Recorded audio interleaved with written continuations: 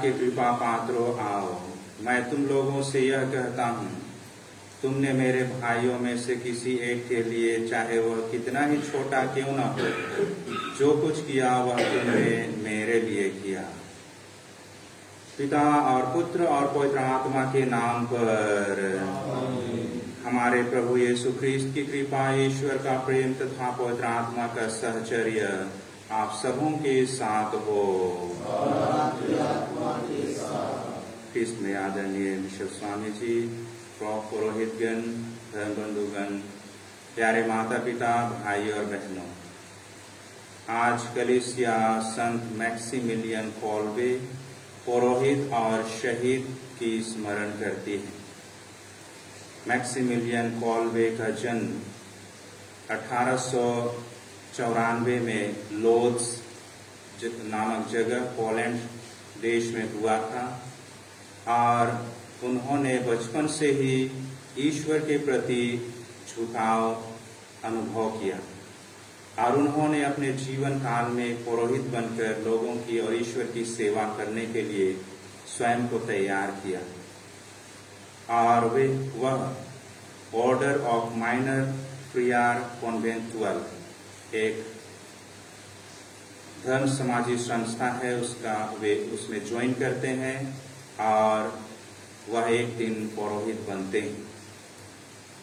पुरोहित बनने से पहले ही वह मां मरियम के प्रति उसकी भक्ति और उसका प्रेम बहुत अधिक रहा, इसलिए उन्होंने मां मरियम के नाम से कई छोटी छोटी किताबें, पुस्तिका उन्होंने लिखी और मां मरियम की भक्ति के लिए कार्य किया। अपने अभिषेक के बाद सन 1917 के बाद उन्होंने एक बुलेटिन पब्लिश किया जिनका नाम था नाइट ऑफ इमैकुलेट, जो मां मरियम के ऊपर था और उसके पब्लिकेशन 8 लाख से भी ज्यादा पहुंच गया। इस प्रकार से उन्होंने अपने पौरोहित्य जीवन में मां मरियम को और यीशु ख्रीस्त के प्रति बहुत अधिक भक्ति दिखाया। सन 1941 में जब जर्मनी में नाजी वाद का उदय हुआ, उस समय उसे गिरफ्तार किया गया और ऑस्विट्स एक पोलैंड में एक जगह है जहां कॉन्सेंट्रेशन कैंप या सेंटर था, वहां पर उसे एक कैदी के समान बहुत से कैदियों के बीच में रखा जाता है। ऐसा होता है कि उस कैद खाने से एक व्यक्ति बचकर भाग जाता है और वहां पर यह नियम था, यदि कोई भी किसी भी बैरक से यदि एक कैदी भी भाग गया तो लगभग 10 कैदियों को मौत के घाट उतार दिया जाता और इसी तारतम्य में 10 लोगों को सामने खड़ा करते हैं और उनमें से एक व्यक्ति जिनका परिवार था, उनके 9 बच्चे थे और वह डर जाता है कि मैं मर जाऊंगा तो मेरे परिवार का क्या होगा। और ऐसी स्थिति में जब संत मैक्सिमिलियन कॉल्वे को पता चलता है और वह हिम्मत करके आगे बढ़ता है और उस सिपाही से कहता है कि मैं उनके जगह पर मरने के लिए तैयार हूं और उसे कई दिनों तक भूखों मार डालना चाहते थे, फिर भी वह जीवित रहता है और उसे मरने के लिए इंजेक्शन दिया जाता है। इस तरह से वह स्वयं को ईश्वर की सेवा और कलीसिया की सेवा और दूसरों की सेवा के लिए अपने आप को बलिदान कर देता है। उनके जीवन काल में ईश्वर सर्वोपरि था और मां मरियम की भक्ति कूट कूट कर भरी थी। आज भी एक पुरोहित और शहीद के रूप में बहुत से लोगों को प्रेरणा देते हैं और उनके पद चिन्हों पर बहुत से लोग चलने का प्रयास करते हैं। आइए आज हम उनकी मध्यस्थता से प्रार्थना करें कि ईश्वर की कृपा और उसकी शक्ति हम प्रत्येक जन पर बनी रहे, जिससे हम ईश्वर के प्रति और अधिक अपनी भक्ति को गहरा कर सकें, मां मरियम के प्रति अपनी भक्ति को और अधिक प्रगाढ़ कर सकें। प्रभु यीशु ख्रीस्त स्वयं आज शिक्षा देते हैं एक बच्चे के का उदाहरण दे करके बच्चों को मेरे पास आने दो, क्योंकि स्वर्ग का राज उनमें से उन्हीं के समान है, उन्हीं के समान लोगों के लिए। अर्थात वे विनम्रता, आज्ञा पालन और कोमलता की शिक्षा देते हैं। माँ मरियम भी अपने जीवन काल में अपने कोमलता, विनम्रता और विश्वास की अटूटता के कारण प्रभु यीशु ख्रीस्त को जन्म दिया और ईश्वर के प्रति वफादार रहे। आइए हम उनकी मध्यस्थता से भी प्रार्थना करें, ईश्वर की कृपा हम प्रत्येक जन पर बनी रहे। भाई और बहनों, हम अपने पाप स्वीकार करें ताकि हम यह पवित्र बलि चढ़ाने के योग्य बन जाएं।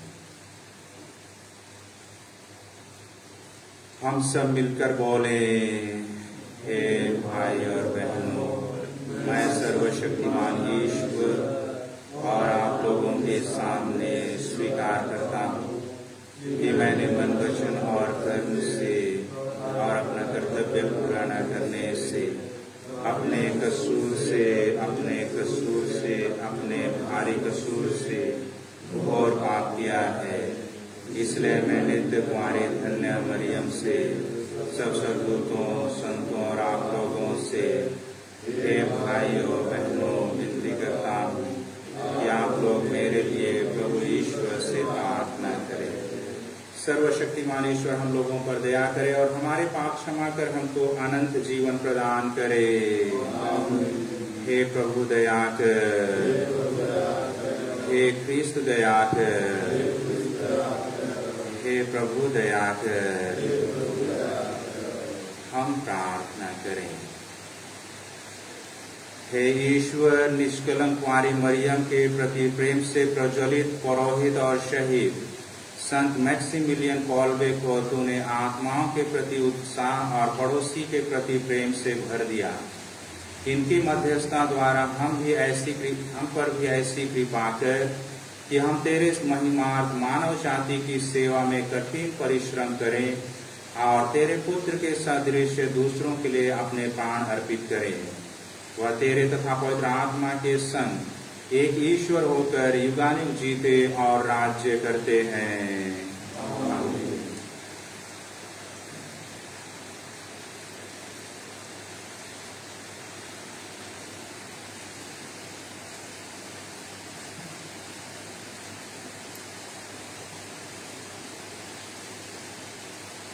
पहला पाठ, यूशुआ का ग्रंथ। यूशुआ ने इस्राएलियों से यह कहा, प्रभु पर श्रद्धा रखो और ईमानदारी तथा सच्चाई से उसकी उपासना करो। उन देवताओं का बहिष्कार करो जिनकी उपासना तुम्हारे पूर्वज फरात नदी के उस पार और मिस्र में किया करते थे। तुम प्रभु की उपासना करो। यदि तुम ईश्वर की उपासना नहीं करना चाहते तो आज ही तय कर लो कि तुम किसकी उपासना करना चाहते हो। उन देवताओं की जिनकी उपासना तुम्हारे पूर्वज नदी के उस पार करते थे, अथवा अमेरियों के देवताओं की जिनके देश में तुम रहते हो। मैं और मेरा परिवार हम सब प्रभु की उपासना करना चाहते हैं। लोगों ने उत्तर दिया, प्रभु को छोड़कर उन देवताओं की उपासना करने का विचार हमसे कोसों दूर है। हमारे प्रभु ईश्वर ने हमें और हमारे पूर्वजों को दासता के घर से मिस्र देश से निकाल लिया है। उसी ने हमारे सामने महान चमत्कार दिखाए हैं। हम बहुत लंबा रास्ता तय कर चुके हैं। प्रभु से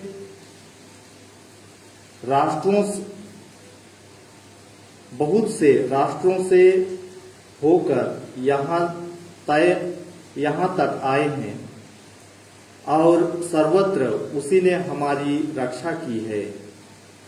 हम भी प्रभु की उपासना करना चाहते हैं क्योंकि वही हमारा ईश्वर है।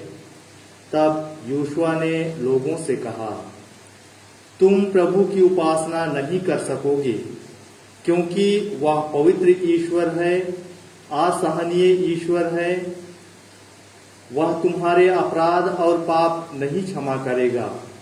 यदि तुम प्रभु को त्याग कर अन्य देवताओं की उपासना करोगे तो यद्यपि वह तुम्हारी भलाई करता रहा, फिर भी वह तुम्हारी बुराई करेगा और तुम्हें नष्ट कर देगा। लोगों ने योशुआ से कहा, नहीं, हम प्रभु की उपासना करेंगे। तब योशुआ ने लोगों से कहा, तुम लोग अपने विरुद्ध साक्षी हो कि तुमने प्रभु को चुन लिया और उसी की उपासना करोगे। उन्होंने उत्तर दिया, हम साक्षी हैं। इस पर योशुआ ने कहा, तब तो अपने पास के पराये देवताओं का बहिष्कार करो और अपना मन ईश्वर में, इस्राएल के प्रभु में लगाओ। लोगों ने योशुआ को यह उत्तर दिया, हम प्रभु अपने ईश्वर की उपासना करेंगे और उसी की बात मानेंगे। योशुआ ने उसी दिन लोगों के साथ समझौता कर लिया। उसने सिखेम में उनके लिए संविधान और अध्यादेश बनाया। इसके बाद उसने उन बातों को प्रभु की संहिता के ग्रंथ में लिख दिया। उसने बालूद के नीचे प्रभु के मंदिर में एक बड़ा पत्थर खड़ा कर दिया और सब लोगों से कहा, यह पत्थर हमारे विरुद्ध साक्ष्य देगा, क्योंकि इसने उन सब बातों को सुना जिन्हें प्रभु ने हमें बतलाया। इसलिए यह तुम्हारे विरुद्ध साक्ष्य देगा, जिससे तुम अपने ईश्वर को अस्वीकार नहीं करो। इसके बाद योशुआ ने लोगों को अपनी अपनी भूमि में भेज दिया। इन घटनाओं के बाद प्रभु के सेवक नून के पुत्र योशुआ का 110 बरस की उम्र में देहांत हुआ। प्रभु की वाणी है, ईश्वर को धन्यवाद। भजन अनुवाक्या। हे प्रभु, तू ही मेरा भाग्य है। हे प्रभु, तू ही मेरा भाग्य है। हे प्रभु, तुझ पर ही भरोसा है, तू मेरी रक्षा कर। मैं प्रभु से कहता हूँ, तू ही मेरा ईश्वर है। हे प्रभु, तू मेरा सर्वस्व और मेरा भाग्य है। तेरे ही हाथों में मेरा जीवन है। हे प्रभु, तू ही मेरा भाग्य है। अनुवाक्या। हे प्रभु, तू ही मेरा भाग्य है। मैं अपने परामर्शदाता ईश्वर को धन्य कहूँगा। मेरा अंतःकरण रात को भी मुझे मार्ग दिखाता है। प्रभु सदा मेरी आंखों के सामने रहता है। वह मेरे दाहिने विद्यमान है, इसलिए मैं दृढ़ बना रहता हूँ। हे प्रभु, तू ही मेरा भाग्य है। अनुवाक्या। हे प्रभु, तू ही मेरा भाग्य है। तू मुझे जीवन का मार्ग दिखाएगा। तेरे पास रहकर परिपूर्ण आनंद प्राप्त होता है। तेरे दाहिने सदा के लिए सुख शांति है। हे प्रभु, तू ही मेरा भाग्य है। अनुवाक्या। हे प्रभु, तू ही मेरा भाग्य है। जय घोष। हालेलुया। हे पिता, हे स्वर्ग और पृथ्वी के प्रभु, मैं तेरी स्तुति करता हूँ, क्योंकि तूने राज्य के रहस्यों को निरे बच्चों के लिए प्रकट किया है। हालेलुया। प्रभु आप लोगों के साथ हो और आपकी आत्मा के साथ। संत मती के अनुसार पवित्र सुसमाचार। हे प्रभु, तेरी महिमा हो। उस समय लोग यीशु के पास बच्चों को लाते थे, जिससे वह उन पर हाथ रखकर प्रार्थना करे। शिष्य लोगों को डांटते थे, परंतु यीशु ने कहा, बच्चों को आने दो और उन्हें मेरे पास आने से मत रोको, क्योंकि स्वर्ग का राज्य उन जैसे लोगों का है। और वह बच्चों पर हाथ रखकर वहां से चले गए। प्रभु का पवित्र सुसमाचार। हे क्रिस्त, तेरी स्तुति हो।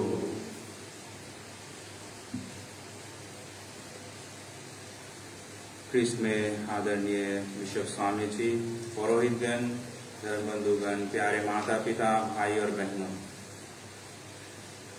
आज का सुसमाचार में यीशु के पिता तुल्य प्यार, उनकी सौम्यता को दिखाता है। जिस प्रकार से एक पिता के पास अपने बच्चे अनायास ही आते हैं, उन्हें ना तो किसी का डर रहता है ना झिझक रहती है, उसी प्रकार से यीशु के पास भी बच्चे आते हैं। शायद उन्हें उनकी माताएं लेकर आई होंगी और वे चाहती थी कि यीशु उन पर अपना हाथ रखे, क्योंकि हो सकता है वे यीशु के बहुतों को चंगा करते हुए देखा था। कई लोगों पर उन्होंने अपना हाथ रखा था, इसलिए बच्चों को भी उनके पास लेकर आते हैं ताकि प्रभु यीशु ख्रिस्त उन पर अपना हाथ रखे, उन पर आशीर्वाद दे। यहाँ पर हम दो प्रकार की प्रतिक्रिया को देखते हैं। पहली प्रतिक्रिया शिष्यों के द्वारा। शिष्य बच्चों को रोकना चाहते हैं, वे यीशु से मिलने देना नहीं चाहते हैं, उन्हें किसी प्रकार से बाधा नहीं पहुंचाना चाहते थे, डिस्टर्ब नहीं करना चाहते थे। वे यही सोचते थे कि बच्चों को यीशु के कार्य में बाधा हो सकता है, वे शोर मचाएंगे। और यहूदियों की सामाजिक परंपरा के अनुसार बच्चों को बहुत अधिक महत्व नहीं दिया जाता था। हो सकता है इसी सोच और इसी मनोभाव के कारण शिष्य बच्चों को रोकना चाहते थे। दूसरी ओर हम देखते हैं प्रभु यीशु ख्रिस्त स्वयं कहते हैं, बच्चों को आने दो, उन्हें मेरे पास आने से मत रोको, क्योंकि स्वर्ग का राज्य उन जैसों का ही है। यहाँ यीशु की प्यार भरी प्रतिक्रिया को देखते हैं, क्योंकि यीशु के लिए सभी महत्वपूर्ण है, चाहे वह छोटा हो, चाहे वह बड़ा हो, चाहे वह बुजुर्ग हो, सबको यीशु के लिए बराबर है और सबके लिए ईश्वर यीशु ख्रिस्त का प्रेम बराबर है। इसलिए बच्चों को भी अपने पास बुलाते हैं। इसमें हम यही देखते हैं कि प्रभु यीशु ख्रिस्त का प्रेम किसी के लिए भी कम नहीं होता है।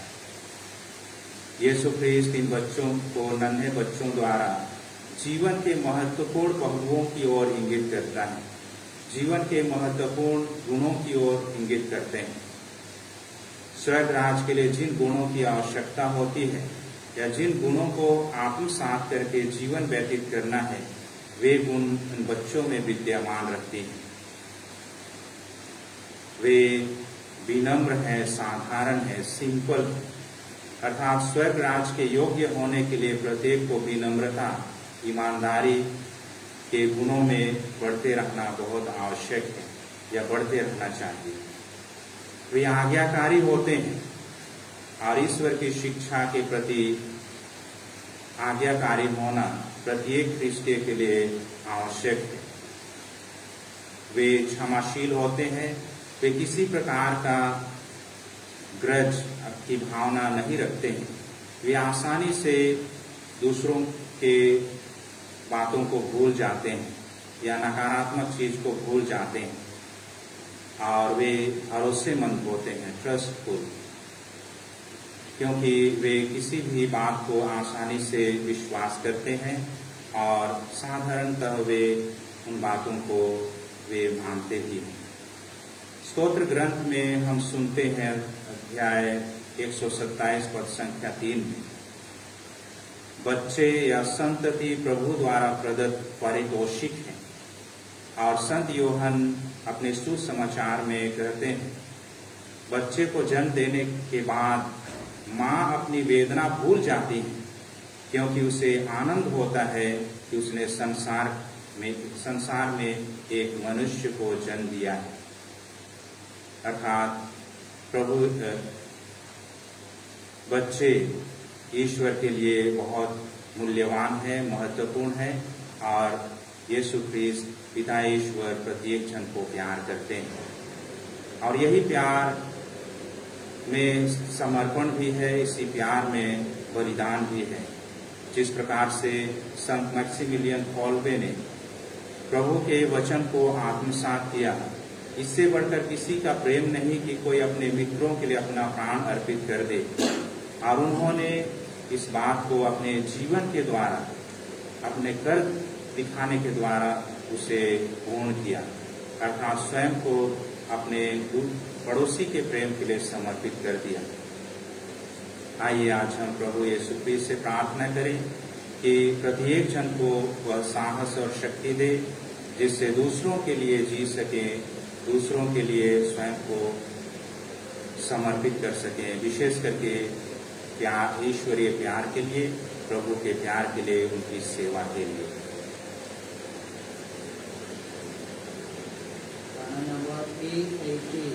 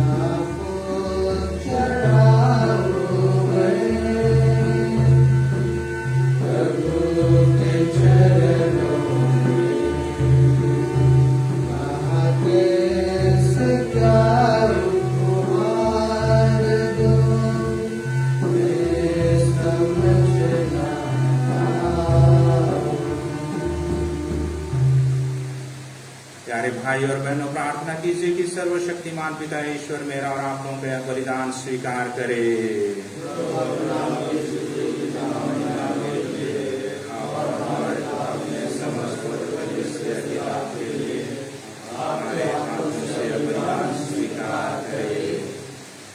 हे प्रभु, हम तुझे अपनी भेंट अर्पित करते और दीनता पूर्वक तुझसे प्रार्थना करते हैं कि संत मैक्सिमिलियन के आदर्श जीवन से प्रेरित होकर हम अपना संपूर्ण जीवन तुझे अर्पित करना सीखें, हमारे प्रभु ख्रीस्त के द्वारा। प्रभु आप लोगों के साथ हो और आपकी आत्मा के साथ। प्रभु में मन लगाइए। हम अपने प्रभु ईश्वर को धन्यवाद दें। हे प्रभु पवित्र पिता, सर्वशक्तिमान और शाश्वत ईश्वर, यह वास्तव में उचित और न्याय संगत है, हमारा कर्तव्य तथा कल्याण है कि हम सदा और सर्वत्र अपने प्रभु ख्रीस्त के द्वारा तुझे धन्यवाद दें। अपने संतों के अद्भुत साक्ष्य द्वारा तू अपनी कलीसिया को नित्य नई प्रेरणा और शक्ति प्रदान करता है और हमें अपने प्रेम का सुनिश्चित प्रमाण देता है। हम अपनी मुक्ति का कार्य पूरा करने में इन संतों के महान आदर्श से प्रोत्साहन पाते रहते हैं और उनकी प्रेमपूर्ण मध्यस्थता द्वारा तेरे प्रिय बनते जाते हैं। इसलिए हे प्रभु, समस्त स्वर्गदूतों और संतों के साथ हम भी तुझे धन्यवाद देते हुए उल्लास पूर्वक घोषित करते हैं, पवित्र पवित्र पवित्र स्वर्ग और पृथ्वी तेरी महिमा से परिपूर्ण है। स्वर्ग स्वर्ग में होशाना, धन्य है वे जो प्रभु के नाम पर आते हैं। सर्वोच्च स्वर्ग में होशाना। हे प्रभु, तू वास्तव में पवित्र है, सारी पवित्रता का स्रोत है। हम तुझसे प्रार्थना करते हैं, तू इन उपहारों को अपने आत्मा के संस्पर्श से पवित्र कर दे। ये हमारे प्रभु यीशु ख्रीस्त के शरीर तथा रक्त बन जाए। जब वे स्वेच्छा से मृत्यु के लिए सौंपे गए, उन्होंने रोटी ली, तुझे धन्यवाद दिया और रोटी तोड़कर उसे अपने शिष्यों को देते हुए कहा, तुम सब इसे लो और इसमें से खाओ, क्योंकि यह मेरा शरीर है जो तुम्हारे लिए बलि चढ़ाया जाएगा।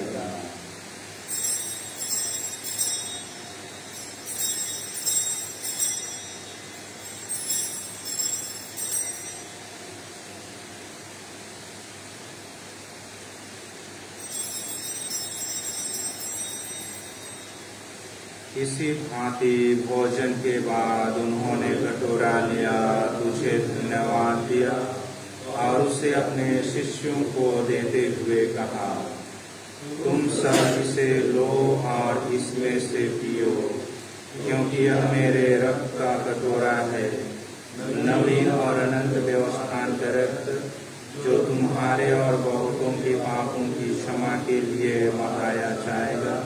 तुम मेरी स्मृति में यह करो।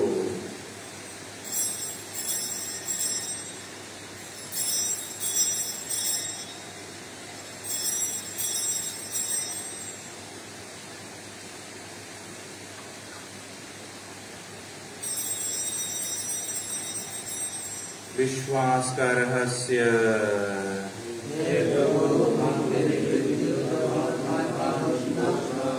तेरे पुनरागमन तक करते रहेंगे। इसलिए हे प्रभु, हम ख्रीस्त की मृत्यु और पुनरुत्थान की स्मृति में तुझे जीवन की रोटी और मुक्ति का कटोरा चढ़ाते हैं। हम तुझे धन्यवाद देते हैं कि तूने हमें अपने सम्मुख उपस्थित होने और अपनी सेवा करने का सौभाग्य प्रदान किया है। हमारा नम्र निवेदन है कि हम सब ख्रीस्त का शरीर और रक्त ग्रहण करके पवित्र आत्मा के द्वारा एकता के सूत्र में बंधे रहें। हे प्रभु, हमारे संत पिता फ्रांसिस, हमारे धर्माध्यक्ष पतरसमीन और सभी याजकों के साथ विश्व भर में फैली अपनी कलीसिया की सुधि ले तथा इसे प्रेम में सिद्ध बना दे। हमारे उन भाई बहनों की जो सुधीरे जो पुनरुत्थान की आशा में परलोक की राह चुके हैं, उन्हें और सभी मृतकों को अपने दर्शन का सौभाग्य प्रदान कर हम सब पर आदेश किया कि हम भी अनंत जीवन के सहभागी बने और ईश्वर की माता धन्य मरियम, उनके वर धन्य योसेफ, धन्य प्रेरितों तथा सब संतों के साथ जो युग युग में तेरे प्रति विश्वास बने रहे, तेरी स्तुति और महिमा कर सके, तेरे पुत्र यीशु ख्रीस्त द्वारा।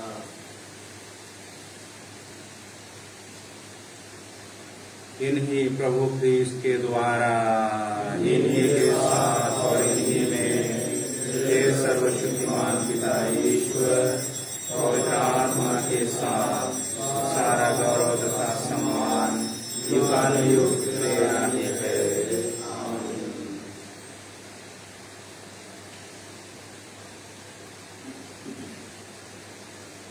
मुक्तिदाता के आदेश पर और दिव्य शिक्षा से सुदृढ़ होकर हम साहस के साथ प्रेम पूर्वक कहते हैं, हे हमारे पिता जो स्वर्ग में है, तेरा नाम पवित्र किया जाए, तेरा राज्य आए, तेरी इच्छा जैसे स्वर्ग में वैसे इस पृथ्वी पर ही पूरी हो।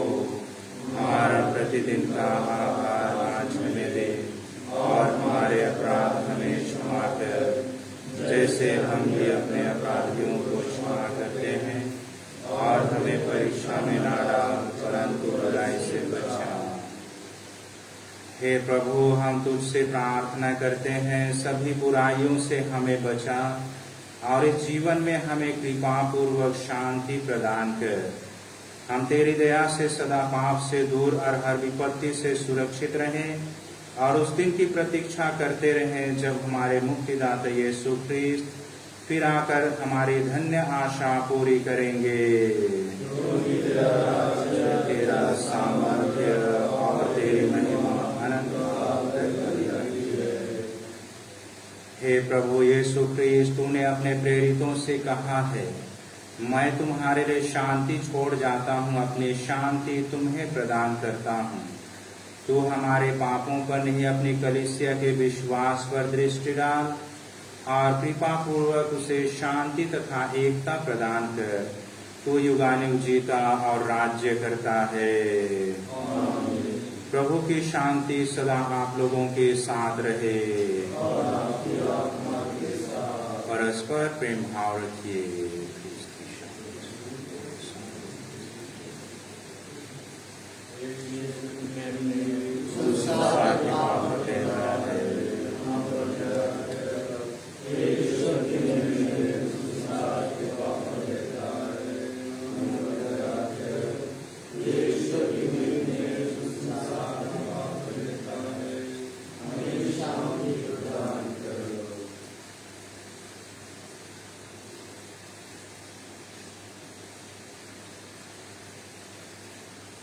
देखिए ईश्वर का मेमना, इसे देखिए जो संसार के पाप भर लेते हैं।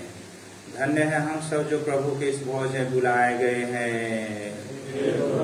मैं इस योग्य नहीं कि आप मेरे यहाँ आए, किंतु एक शब्द और मेरी आत्मा चंगी हो जाए।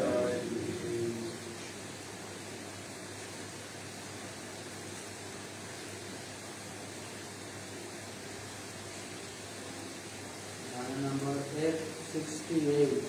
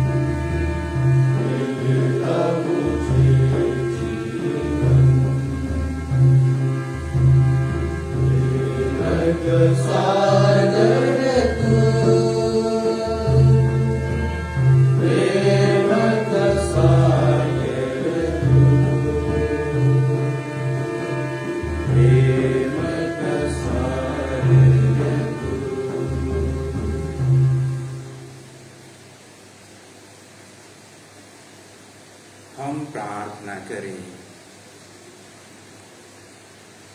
हे प्रभु, तेरे पुत्र के शरीर तथा रक्त से तृप्त होकर हम भी संत मैक्सिमिलियन कॉल्वे की भांति उसी प्रेमाग्नि से प्रज्वलित हो जाएं, जिससे वह इस पवित्र भोज को ग्रहण कर उद्दीप्त हुए थे। हम यह प्रार्थना करते हैं अपने प्रभु ख्रीस्त के द्वारा। आमीन। प्रभु आप लोगों के साथ हो। सर्वशक्तिमान ईश्वर पिता और पुत्र और पवित्र आत्मा आप लोगों को आशीर्वाद प्रदान करे। आमीन। हम सब विदा लें। मिस्सा संपन्न हुआ। ईश्वर को धन्यवाद। नंबर 337।